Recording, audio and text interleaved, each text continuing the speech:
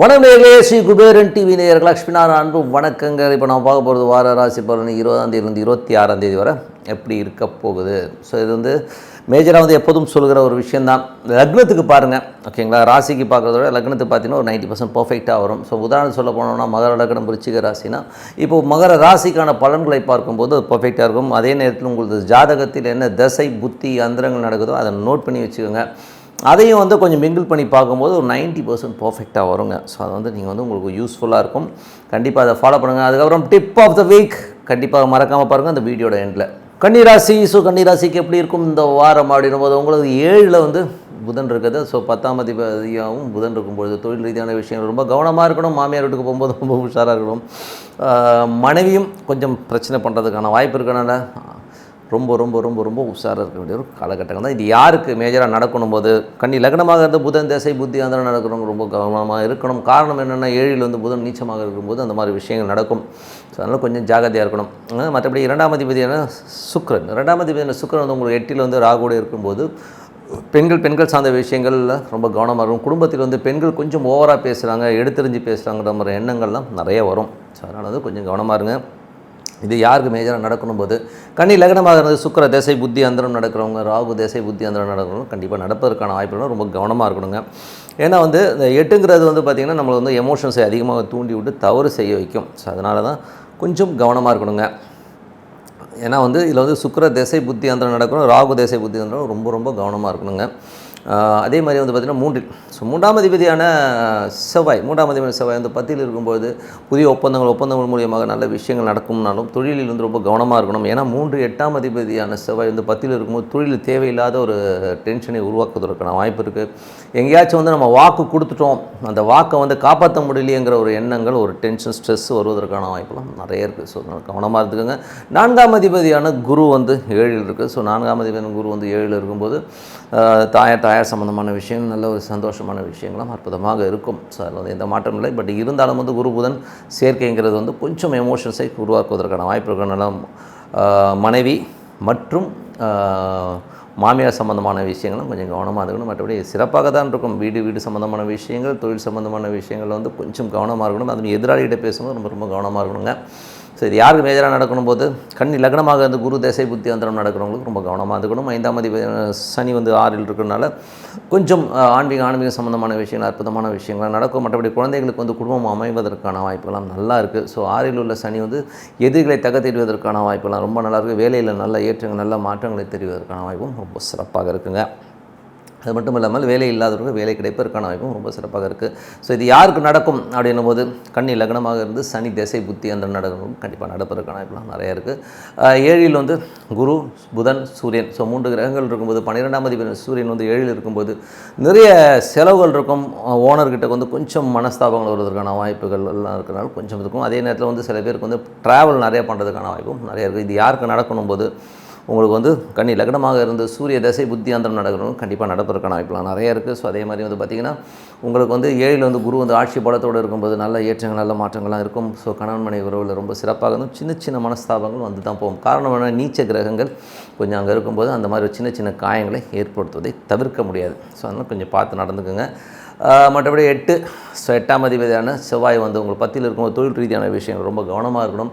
தேவையில்லாத ஒப்பந்தங்கள், தேவையில்லாத வாக்குறுதிகளால் நீங்கள் வந்து மன உளைச்சலுக்கு ஏற்படுவதற்கான வாய்ப்பு இருக்கனால ரொம்ப கவனமாக இருக்கணும். இது யாருக்கு நடக்கணும் போது கன்னி லக்னமாக இருந்து செவ்வாய் தசை புத்தி அந்தரம் நடக்கிறவங்களுக்கு கண்டிப்பாக நடப்பதற்கான வாய்ப்புலாம் ரொம்ப நல்லாயிருக்கு. ஸோ அதே மாதிரி வந்து பார்த்திங்கன்னா 9ஆம் அதிபதியான சுக்கிரன் வந்து பார்த்திங்கன்னா உங்களுக்கு வந்து 8ல் இருக்கும்போது ரொம்ப கவனமாக இருக்கணும். அப்பா சம்மந்தமான விஷயங்களில் ரொம்ப கவனமாக இருக்கணும். அப்பாவுக்கும் உங்களுக்கும் நிறைய கருத்து வேறுபாடுகள் வருவதற்கான வாய்ப்பும் நிறைய இருக்குது. ஸோ வெளிநாட்டில் இருக்கவங்களுக்கு ஏன்டா வந்து இங்கே வந்து மாட்டிக்கிட்டோமோங்கிற ஒரு எண்ணங்கள் வருவதற்கான வாய்ப்பும் நிறைய இருக்குது. ஸோ கொஞ்சம் கவனமாக இருக்கணும்.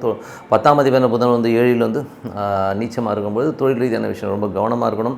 ஏன்னா வந்து இங்கே 3 8ஆம் அதிபதி அங்கேருந்து புதனும் நீச்சமாகிறதுனால கொஞ்சம் வந்து தொழிலில் அவமானங்கள் வருமோ அப்படிங்கிற எண்ணங்கள் நிறைய வரும். ஸோ இது யாருக்கு நடக்கணும் போது மேஜராக கன்னி லக்னமாக இருந்து புதன் திசை புத்தி அந்தரம் நடக்கிறவங்க, செவ்வாய் திசை புத்தி அந்தரம் நடக்கிறவங்க நடப்பதற்கான வாய்ப்புகள் நிறைய இருக்குது. 11ஆம் அதிபதிக்கு வந்து குருவின் பார்க்கணும், நல்ல ஏற்றங்கள் நல்ல லாபங்கள் வருவதற்கான வாய்ப்புகள்லாம் இருக்குது. அது யாருக்கு நடக்கும் போது சந்திர திசை புத்தி அந்தரம் நடக்கிறவங்க, அதாவது கன்னி லக்னம் சந்திர திசை புத்தி அந்தரம் நடக்கிறவங்களுக்கு நல்ல லாபங்களை அள்ளி கொடுப்பதற்கான வாய்ப்புகள் ரொம்ப சிறப்பாக இருக்குது.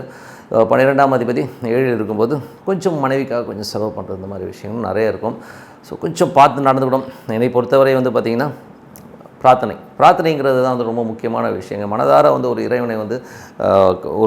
இறைவனை பிரார்த்தனை பண்ணிங்கனாலே அற்புதமான விஷயங்கள். அதுவும் வந்து உதாரணம் சொல்ல போனால் ஓம் நமச்சிவாய இந்த ஈஸ்வரனை மனசுக்குள்ளே வச்சு பிரார்த்தனை பண்ணும்போது அற்புதமான மாற்றங்கள், நல்ல ஒரு மேஜிக் நடப்பதற்கான வாய்ப்பும் ரொம்ப சிறப்பாக இருக்குங்க. ஸோ டிப் ஆஃப் த வீக்கில் இப்போ பார்க்க போகிறது வந்து பார்த்திங்கன்னா ஆட்சி உச்சம் நீச்சம் அப்படிங்கிற ஒரு விஷயத்தை பற்றி தான் பார்க்க போகிறோம். ஸோ ஒரு யோகங்களாக இருந்தாலும் சரி, ஆட்சி உச்சம் நீச்சம்னா என்னங்கிறத தெரிஞ்சுப்போம்.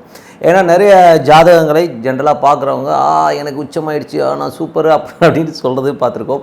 நீச்சமாயிடுச்சு, ஐயோ எங்கே இந்த ஒரு கிரகம் வந்து நீச்சமாயிடுச்சுங்க, நான் அவ்வளோதாங்க, என் லைஃபே அவ்வளோதான்னு சொல்கிறவங்களும் பார்த்துருக்கோங்க. ஸோ ஜென்ரலாக வந்து நம்ம அப்படி பார்க்கக்கூடாதுங்கிறது தான் உண்மையான விஷயம். காரணம் என்னென்னா இதில் வந்து வர்க்க சக்கரம்ங்கிற ஒரு மேட்ரு நிறைய இருக்குங்க. ஸோ வர்க்க சக்கரங்கள் வந்து பார்த்திங்கன்னா ஒவ்வொரு காலகட்டத்திலும் ஒவ்வொரு விஷயம் மாறும். ஸோ உதாரணம் சொல்ல போனோம்னா ஒரு ராசி சக்கரத்தில் வந்து ஒரு கிரகம் நீச்சமாக இருந்தாலும் நவாம்ச சக்கரம்னு சொல்லுவோம். நவாம்சங்கிறது வந்து குடும்பம் வீடுன்ற மாதிரி ஒரு விஷயம்னு வச்சுப்போமே. ஸோ உதாரணத்துக்கு வந்து உங்களுக்கு வந்து ராசி சக்கரத்தில் வந்து நீங்கள் ஒரு ரிச்சிகத்தில் சந்திரன் நீச்சம்னு வச்சுப்போம், ஓகேங்களா. ஸோ ரிச்சிகத்தில் வந்து ஒரு சந்திரன் நீச்சமாக இருக்குது. ஸோ உதாரணத்துக்கு அது வந்து ரிஷப லக்னமாக இருந்து 7ல் வந்து சந்திரன் நீச்சங்க. ஸோ அப்படி இருக்குதுன்னு வச்சுப்போம். ஸோ அப்படி இருக்கும்போது சப்போஸ் நவாம்சத்தில் வந்து அதே சந்திரன் வந்து ஒரு உச்சமாக இருந்ததுன்னு வச்சுப்போம். ஸோ அதோட லெவல் வந்து வேறு மாதிரி இருக்குங்க. ஸோ அதுதான் மெயினான விஷயமே. ஸோ இது வந்து நிறைய பேர் தெரியாது. ஏன்னா வந்து வெளியில் பார்க்கும்போது அவன் வந்து ரொம்ப கேவலமாகவும் அழுக்கான சட்டை போட்டிருக்கலாம், பார்க்குறதுக்கு நல்லாவே இருக்க மாட்டார். இந்த நீச்சமாக ராசியில் இருக்கிறது வந்து ஒரு கிரகம் நீச்சமாகும்போது வெளியிலேருந்து பார்க்கும்போது ஒரு அப்பியரன்ஸ் வந்து ரொம்ப மோசமாக இருக்கும். அப்படி ஒன்றும் ரொம்ப பெருசாக இருக்க மாட்டார், சரியாக வந்து ஒரு வெளியிலேருந்து பார்க்க தெரிய மாட்டார். ஆனால் உள்ளுக்குள்ளே போனீங்கன்னு வைங்களேன், அவனோட லைஃப் வந்து வேறு லெவலில் இருக்கும். அவன் வந்து அட்டகாசமாக வாழ்ந்துட்டுருப்பான். உள்ளே போனீங்களே அவன் ராஜா கிங்கு மாதிரி இருப்பான். அப்படி ஸோ குடும்ப வாழ்க்கை பார்த்தீங்கன்னா அவ்வளோ சந்தோஷமாக இருக்கும். இதுதான் வாழ்க்கை. ஏன்னா வந்து நம்ம எல்லா இடத்துலையுமே எல்லா மாதிரியும் இருக்க முடியாது. இப்போ வந்து ஒரு அப்பா கிட்ட வந்து பையன் பேசுறது ஒரு மாதிரி இருக்கும், அதே பையன் வந்து அம்மாக்கிட்ட பேசுறது ஒரு வேறு மாதிரி இருக்கும், ஒரு குழந்தைகிட்ட பேசும்போது மனைவிகிட்ட மாறும். ஸோ ஒவ்வொரு கேட்டகரியிலையும் வந்து அது மாற்றங்கள் இருந்து கண்டிப்பாக இருக்கும். அதே தான் இந்த வர்க்க சக்கரங்கிற ஒரு விஷயம் கண்டிப்பாக சொல்லும். அதே நேரத்தில் வந்து ஆட்சி உச்சம் நீச்சம். ஸோ ஆட்சி உச்சம் நீச்சத்தை பொறுத்தவரை நீங்கள் அதனால தான் சொல்லுவேன், ஒரு கிரகம் ராசியில் வந்து நீச்சமோ ஆட்சியோ பட்டுச்சுன்னு குதிக்கவும் வேணாம், அழுவும் வேணாம். ஏன்னா அது வேறு ஒரு வர்க்க சக்கரத்தில் ரொம்ப சூப்பராக இருந்துச்சுன்னா அது உங்களை வந்து தாங்கி பிடிச்சி உங்களுக்கு வேறு லெவல் கொண்டு போகுன்றது தான் உண்மையான விஷயம். அதை வந்து பார்த்துக்கோங்க. ஏன்னா மன உளைச்சல் ஏற்படக்கூடாதுங்கிறதுக்காக நிஜமாகவே அப்படி தான் ஒர்க் ஆகும், சரிங்களா. ஸோ அதனால தான் பாருங்கள், உருப்படாத பிள்ளையாக இருக்கும் என்ன, இவன் வந்து உருப்பட மாட்டான், கேவலமாக நடந்துப்பான். ஆனால் பேக்கப் பார்த்தீங்கன்னு வைங்களேன், ஒரு 10 லட்ச ரூபாய்க்கு வாடகை வரும் அவனுக்கு. ஸோ அவன் இதை பற்றி கவலைப்படுவான். ஏன்னா அப்பா அம்மாவுடைய அந்த சக்கரம் வந்து அவன் ரொம்ப வலுவாக சப்போர்ட்டிவாக இருக்கும். அதனால் வந்து அவனோட லைஃப் சூப்பராக போகுங்க. ஸோ இந்த மாதிரி இருக்குது. ஸோ இந்த மாதிரி நிறைய விஷயங்கள் இருக்குது. அதனால் வந்து ஜென்ரலாக வந்து நீச்சமோ ஆட்சியோ உச்சம், ஜென்ரலாக வந்து இன்னொரு விஷயமும் சொல்லிடுறேன். ஆட்சினா என்ன, உச்சம்னா என்ன, நீச்சம்னா என்னங்கிறத ஃபஸ்ட்டு பார்த்துருவோம். ஸோ உச்சம்ங்கிறது வந்து பார்த்திங்கன்னா ஒரு டிஷ்ஷு வந்து ஒரு தங்கத்தட்டில் வச்சு சாப்பிட்டீங்கன்னு வைங்களேன், அது உச்சம். அதே வெள்ளித்தட்டில் வந்து அதே டிஷ்ஷு தான், அதே வந்து டிஷ்ஷை நீங்கள் வெள்ளித்தட்டில் வச்சிங்கன்னா ஆட்சி. இதே வந்து ஒரு அலுமினிய தட்டில் வந்து அதே சாப்பாடு தான், அதே சாப்பாடை வந்து நீங்கள் அலுமினிய தட்டில் தான் நீச்சம், அவ்வளோதான். மற்றபடி சாப்பாடுங்கிறது ஒரே சாப்பாடு தான் இல்லையா, மற்றபடி வந்து இதுக்காக ரொம்ப பெருசாக கவலைப்பட வேண்டாம். அதே நேரம் ராசி கட்டத்தில் வந்து ஒரு கிரகம் தப்பாயிடுச்சுன்னாலும் ஐயோ ஓன்னு ஒப்பாரி வைக்க வேண்டிய அவசியம் கிடையாது. ராசி கட்டங்கிறது வந்து நான் உங்களை வெளியிலேருந்து பார்க்குறத வச்சு ஒருத்தர் வந்து நல்லவரா கெட்டவரா, இவன் இப்படி இருப்பானா அப்படி இருப்பானான்ற ஜட்ஜ் பண்ணுறது வந்து யாராலையும் முடியாது. ஸோ அதனால் வந்து வெறும் ராசி கட்டத்தை வச்சு மன உளைச்சலுக்கு ஏற்படக்கூடாது. அதனால் நீங்கள் வந்து வேறு மாதிரியாக பார்த்துக்கும் போது நிறைய ப்ளஸ் அண்ட் மைனஸஸ் இருக்குங்கிறது தான் உண்மையான விஷயம். அதனால் வந்து ஆட்சி உச்சம் நீச்சத்தை பற்றியோ இல்லை ஒரு ராசி கட்டத்தில் வந்து இந்த மாதிரி இருக்குன்றதை பற்றி ஓன் அழுவதோ தப்பு அப்படிங்கிறத தான் வந்து இந்த வாட்டி டிப் ஆஃப் த வீக்கில் சொல்கிறோம். ஸோ நல்ல விஷயங்கள் நல்ல மாற்றங்கள்லாம் ஏற்படுனா பிரார்த்தனை ரொம்ப அவசியம். ஸோ அதனால் மனதார இறைவனை வந்து பிரார்த்தனை பண்ணுங்கள். உங்களுக்கு வந்து அடுத்த லெவலுக்கு வந்து அந்த மேஜிக் நடக்கும். நீங்கள் வந்து ஜோசியம் பார்க்குறீங்க, பார்க்கல, பரிகாரம் பண்ணுறீங்க, பண்ணலை, அதெல்லாம் அடுத்த விஷயம். என்னை பொறுத்தவரை பிரார்த்தனைங்கிறது வச்சிங்கன்னா கண்டிப்பாக மனம் உருகி ஒரு பிரார்த்தனை செய்யும்போது அடுத்த லெவலுக்கு வந்து நீங்கள் போவது உறுதி. இந்த மேஜிக் நடக்குங்கிறது தான் உண்மையான வார்த்தை. உங்களுக்கு அதை தேடி ஆண்டவன் கொண்டாந்து கொடுப்பாங்கிறது தான் உண்மையான வார்த்தைங்க. ஸோ நல்ல விஷயங்கள் நல்ல மாற்றங்கள் ஏற்பட இறைவனை பிரார்த்திக்கொண்டு உங்களிடம் விடைபெறுவது உங்கள் லக்ஷ்மி நாராயணன். நன்றி, வணக்கம். ஸ்ரீ குபேரன் டிவியை பார்த்தமைக்கு நன்றிகள். மேலும் இது போன்ற தகவல்களை தெரிந்து கொள்ள ஸ்ரீ குபேரன் டிவியை சப்ஸ்கிரைப் செய்யுங்கள். மறக்காமல் பெல் ஐக்கானை கிளிக் செய்யுங்கள்.